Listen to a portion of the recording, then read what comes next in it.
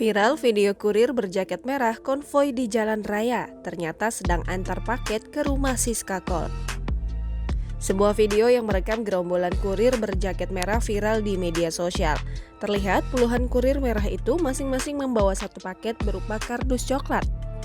Para kurir yang mengendarai sepeda motor mayoritas plat B itu konvoi atau menyusuri jalan raya secara beriringan. Video tersebut menarik perhatian publik yang berada di sekitar lokasi karena pemandangan itu jarang terjadi.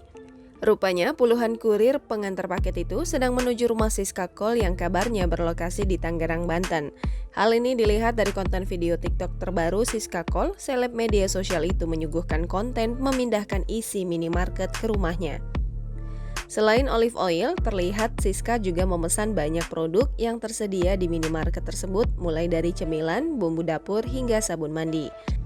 Dalam konten TikTok tersebut, Siska juga menunjukkan video ketika gerombolan kurir berjaket merah mengantar paket ke rumahnya.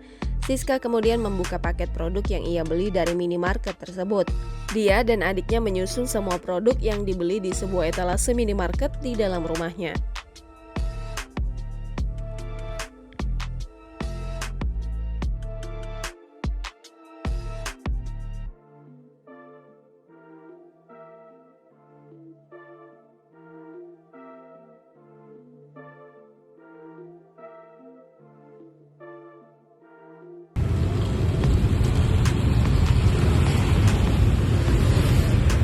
Apaan nih rame-rame nih. Set.